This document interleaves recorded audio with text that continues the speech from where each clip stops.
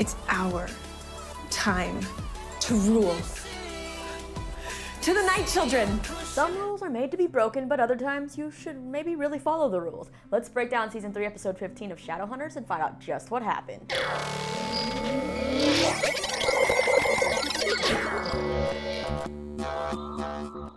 What's up, you lovely people? Lisa here with another weekly dose of Shadowhunters for you. So this week's episode is titled The Night Children and finds us dealing with the aftermath of the massacre at the Jade Wolf and Clary struggling with some new urges. And yes, Heidi, that manipulative little biatch, is back, but thank goodness this is actually the last time we're gonna see her.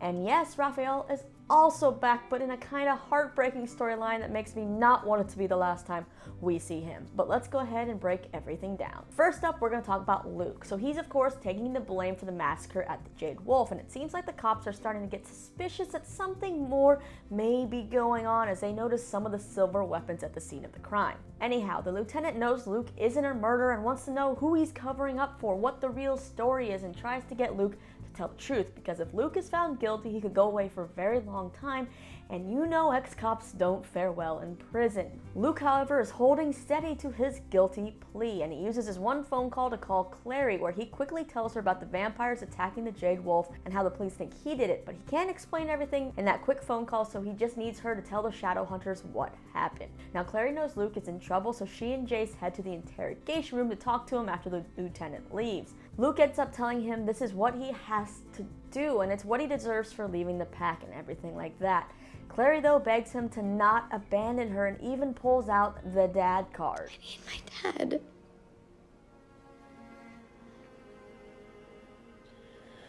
I'm sorry, kiddo. Now, while this conversation is happening, the cameras watching the room are still running, which make it look like Luke's just talking to thin air. So will he be questioned about this whole conversation? Will the lieutenant be like, dude, what were you talking about and who on earth were you talking to? So now Clary is dealing with the fact that they can't find Jonathan, that she let him go, and that Luke has now left her alone, and her problems just keep piling up, and you can add to that list Aileen. Now, Aileen shows back up at the Institute to help with the search for Jonathan and ends up asking Jace just how many lives Clary is worth. To me, she's worth everything. And I'm pretty sure Gia would agree. If it wasn't for Clary, Valentine would have murdered your mother at the guard.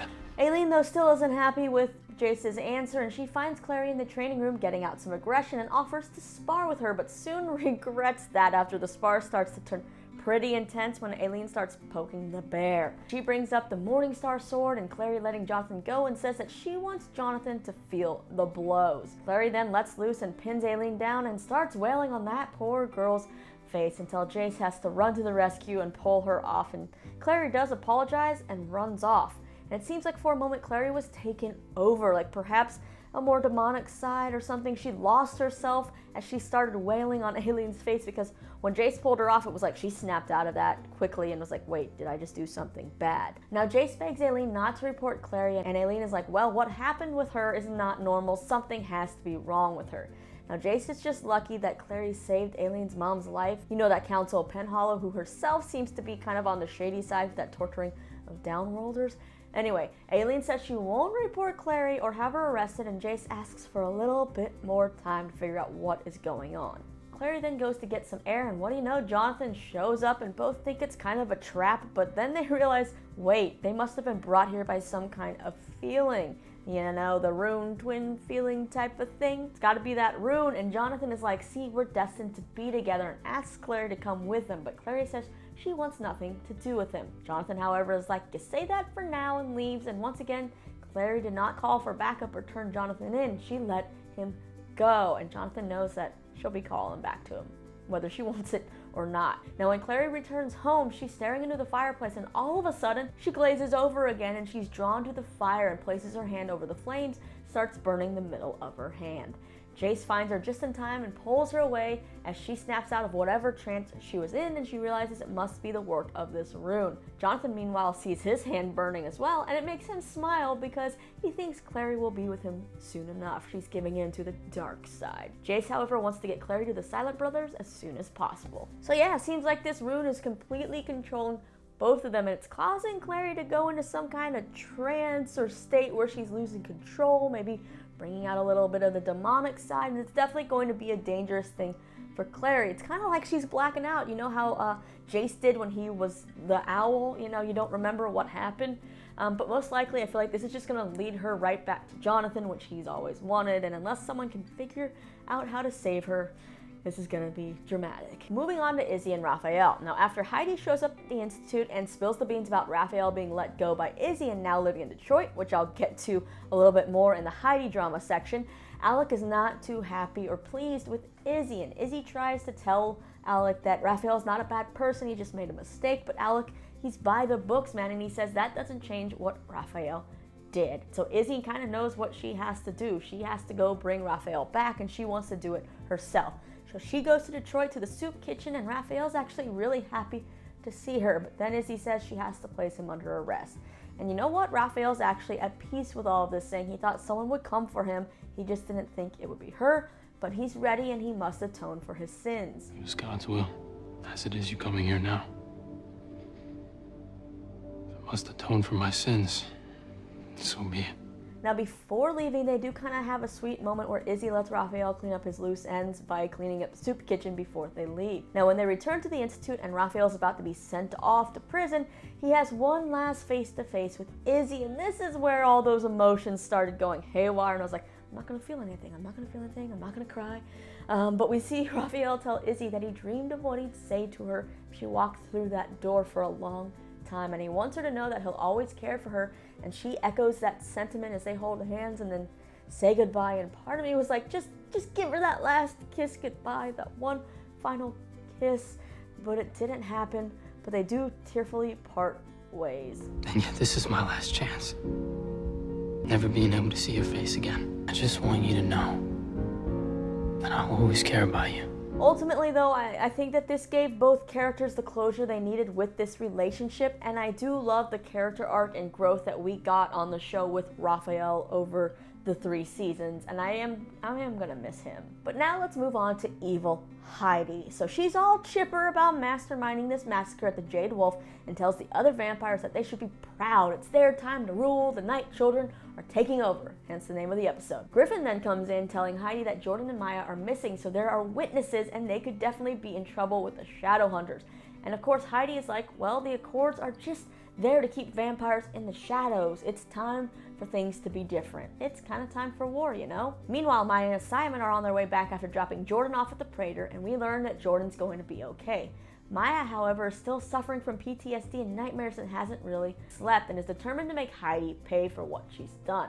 So Maia tells Simon to go to the Institute because she wants to be there when the Shadowhunters bring Heidi in. Heidi, however, is always a few steps ahead. Now, after Luke's call, Alec and the Shadowhunters are planning to bring the vampires in.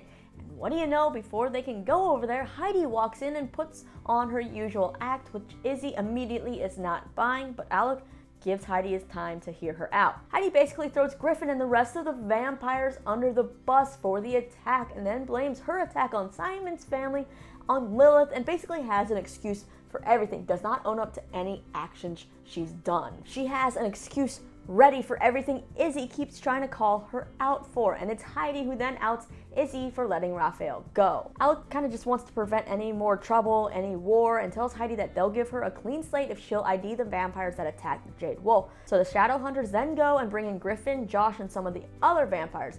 And Griffin says he didn't lead the attack, but then Maia walks in and identifies Griffin and the others as being there, saying Griffin's the one who actually slashed Russell's throat. So those vampires are hauled away. Maia's then like, but where is Heidi? And Alec's like, well, she's not one of the killers, right? And Maia has to be like, well, no, she wasn't there. She didn't kill anybody, but she's the mastermind who planned this whole thing. She is the big problem. But there's another problem here. Maia can't actually prove that. And Alec reveals that he already exonerated Heidi, which just pisses Maia and Simon off even more. So now they gotta figure out a way to prove that Heidi was behind all of this, and Simon thinks he has a way of how to do it. They head off to find Nora, the girl who Heidi encantoed and used to tip off Jordan. Meanwhile, Heidi returns to the Hotel du Mort and is informed the Shadowhunters came and took Griffin and some of the others. And of course, Heidi once again proves why she should maybe have an Oscar, as she acts all surprised and says that one of them in the room must be a traitor, and whoever did it will be starry. And I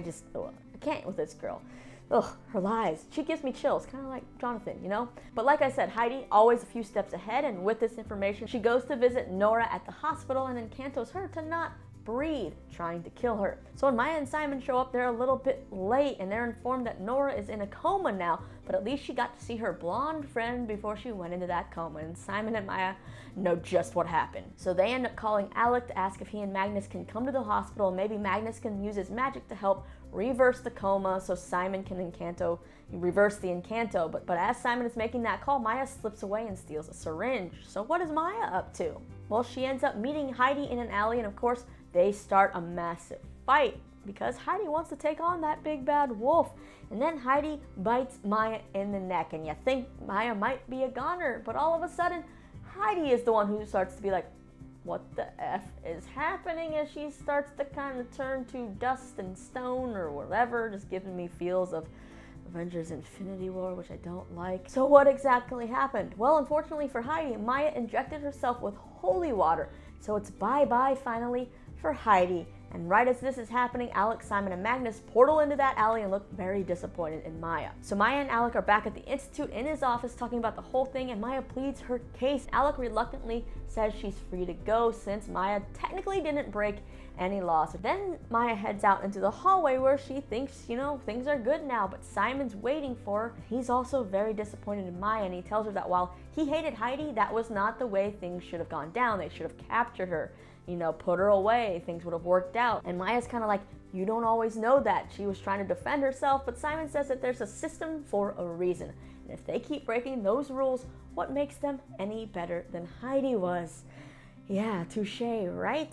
Way to lay that guilt trip on, but you know, Simon does kind of have a good point. Lastly, let's talk about Malec. So Magnus has been living at the Institute with Alec for the time being, and Magnus is worried about what all the Shadowhunters think about him since there are rules that Downworlders can't live there. And you can tell Magnus is kind of awkward there.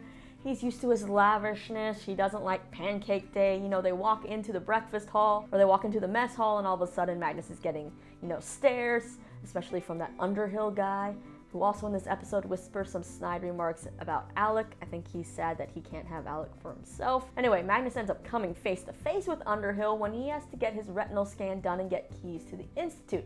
And Underhill lets it slip totally on purpose that Alec has told him all about the problems that Magnus and Alec were having, which leads to a jealous Magnus confronting Alec. You're jealous. I don't get jealous. You're jealous. You're actually jealous. I have never gotten jealous. This is not... Answer. Saved by the bell they are. We then see Magnus use his magic on Nora, and throughout the episode, whenever he's used his magic, he's still getting that ringing in his ears and the headaches, and it's only getting worse. So this use of power must be stretching him out. Now at the end of the episode, we have Magnus apologizing to Alec for the jealousy, and Alec realizing that he's not setting a good example for rule following, so he says that Magnus can't live at the Institute. So Magnus says he'll move out first thing in the morning, and that's when Alec asks a big question. No, not the big question, but a big question. You see, there's no rules stating the head of the Institute has to live at the Institute, so he basically asks if he can move in with Magnus at the new place, and Magnus's only stipulation is that he gets the walk-in closet. Sounds kind of like a fair deal, right? Because I feel like, you know, Alec really only wears one outfit. But as they're celebrating their little happy, you know, news right here, and you think you're gonna get a nice happy ending to the episode, which we all kind of want, yeah, it doesn't end happy. Magnus ends up getting a nosebleed, but this time it's more than a nosebleed. He starts to cough up blood, and then starts to, like, I guess, speak in tongues of sorts, and falls to the ground, leaving us on this cliffhanger of if Magnus is okay. And thus ends the main events of this week's Shadowhunters episode. So we have Clary losing control more and more to this twinning rune. We also have some of our characters facing the repercussions of breaking all those rules. So will Maia and Simon's friendship kind of ever be the same? Will people trust Maia? Maia kind of has lost everything, so if Simon's turned his back on her, will she find anybody? Because Luke's in jail. She's gonna be a lone wolf. With the vampires, will they, now with Griffin and Heidi be gone, will they still want to get revenge or carry out war? You know, the little seeds that Heidi planted in their heads.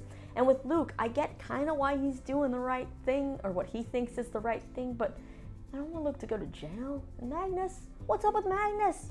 We have to have Magnus happy. Come on, guys. Why can't he and Alec just live together in peace with no drama. As for Maia, the debate with Maia, if she did the right thing or if she didn't, I totally get why she did what she did, and I get why she shouldn't have done what she did, but I really don't blame her. You know, look at Heidi's track record. Look how many times she escaped the wolves and the Shadowhunters and everybody and the chaos she was causing and how powerful she was. If they did catch her, I have a feeling that girl would have easily escaped. So I'm kind of glad that Maia did what she did. But anyway, let's look at the promo for the next episode. Magnus, stay with me. Magnus's body is rejecting Lorenzo's magic. I'm not gonna let the son of a bitch get away with it. I can feel it, Jace. It's this darkness. It's growing. Hey. What, are you gonna make some jokes to try and get me to feel better? I can't live like this. Magnus is my world. And if he dies, I swear I will what? Alright, you guys, that's it for this week's recap. Hit me up with all your thoughts and theories down below in the comments. So do you think Maia did the right thing, or are you kind of on Simon's side with how they should have handled Heidi? What do you think is going on with Magnus? And will Clary kind of be able to figure out this twinning rune and how to get it off? Let me know, then don't forget to hit that subscribe button if you haven't already, and check out more of my interviews and videos right over here, because I'm always making something. As always, I'm Lisa. Thanks for spending your time with me, and I'll see you next time.